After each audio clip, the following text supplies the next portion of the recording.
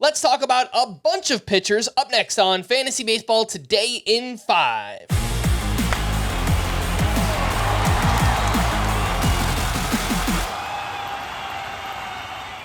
Welcome into FBT in 5 on Thursday, May 2nd. I am Frank Stampfl, joined by Scott White, and let's talk about a rankings riser. That would be Shōta Imanaga. He has allowed a total of 3 earned runs over his first 6 career starts.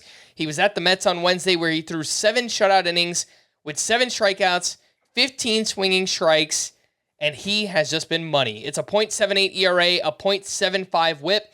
And I saw this tweet from Megan Montemuro. This 6-start stretch by Imanaga puts him in rare company among Cubs starting pitchers. Since 1920, he's one of 10 Cubs starters who's had a 6-start stretch during a single season in which they posted a .78 ERA or lower. I say all this because, Scott, Imanaga is a rankings riser, and rightfully so. Yeah, rightfully so. I've been holding out because he gives up hard contact, and a lot of it's in the air. And what is that going to translate to? It's going to translate to home runs.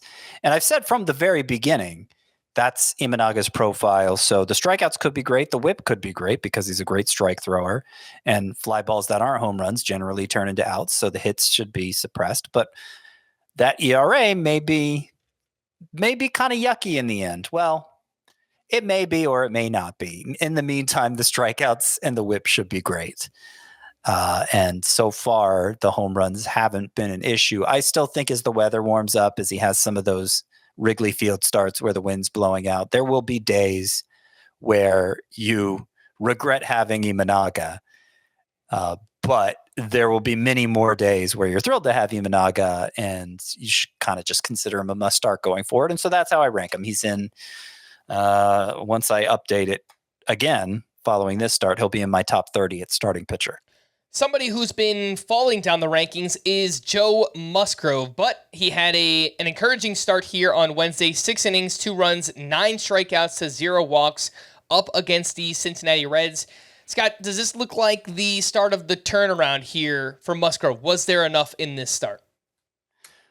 Look, it was a really good start, and not against one of those like lineups that we see pitchers pick on so often. It was against the Reds lineup. And he struck out 9 and he walked nobody, and it was a good start all around. I can't really tell you what exactly Musgrove did differently. He faded his slider and sweeper for more fastballs and cutters, but you wouldn't think that would be that would key the turnarounds because his fastball and cutter both had a batting average over 400 against them coming into this start. It seems like he emphasized his worst pitches more. So it probably has nothing to do with that. I imagine it's a command thing. Musgrove just kind of got back to being Musgrove in terms of locating his pitches. He's always been a very good command pitcher, and so the results followed. That would be my guess. Is the next start going to go the same way? Impossible to say, but I know this is what a good Joe Musgrove start looks like, and I think there's a pretty good chance it does mean he's back on the path to becoming Joe Musgrove again. Let's rank some waiver wire starting pitchers. We had Luis Gil outduel Corbin Burnes in Baltimore. He threw 6 1/3 shutout innings with 5 strikeouts to just 1 walk. Again, that is Luis Gil. Jose Butto turned in his 3rd quality start of the season. He was up against the Cubs, 6 innings, 1 run, 6 strikeouts with 15 swinging strikes. Graham Ashcraft, a quality start at the Padres, 6 innings, 2 unearned runs with 4 strikeouts. And Kenta Maeda has turned in 2 solid starts in a row. He was up against the Cardinals, 6 innings, 1 run, 5 strikeouts there. Scott, how do you rank this group? Maeda, Ashcraft, Jose Butto, and Luis Gil. I am going to say Maeda, Ashcraft. No, I'm sorry. I'm going to put Luis Gil at the top. Gil, Maeda, Ashcraft, Butto. Did I get them all? Yes. Okay. All of them are outside the top 80 in my starting pitcher rankings. So we're talking about streamer types, no matter what order I rank them in. But I had the most confidence in Maeda coming in. His velocity was down in his first few starts. He got knocked around. It's been better his last 2 starts. And in fact, in this most recent one, Wednesday, it's pretty much back to where it was last year.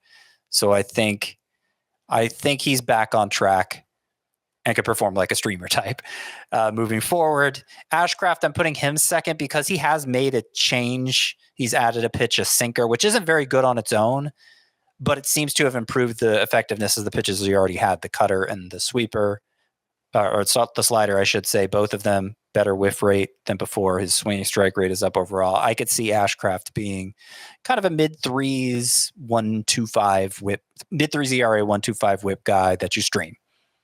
And hopefully that's what Ashcraft becomes. I don't think he has much upside beyond that. Jose Butto is the most curious one here because not a great minor league track record, but he's had several major league starts where he looked flat out dominant, including this one on Wednesday, 15 swinging strikes. The whiff rate on his slider overall, it's over 60%, which is insane. Or pitch he throws about 20% of the time. I'm skeptical it'll continue, but I'm open to the idea that Butto is going to be somebody worth streaming too. And then Luis Gil, love the strikeout upside, scary number of walks. I think that's going to cap him as being just a streamer type too, but I think he has the most pure upside of this group, does Luis Gil. All right, for more extensive fantasy baseball coverage, listen to the Fantasy Baseball Today podcast on Spotify, Apple Podcasts, the Odyssey app, or anywhere else podcasts are found. Thanks for listening to Fantasy Baseball Today in 5, and we'll be back again tomorrow. Bye-bye.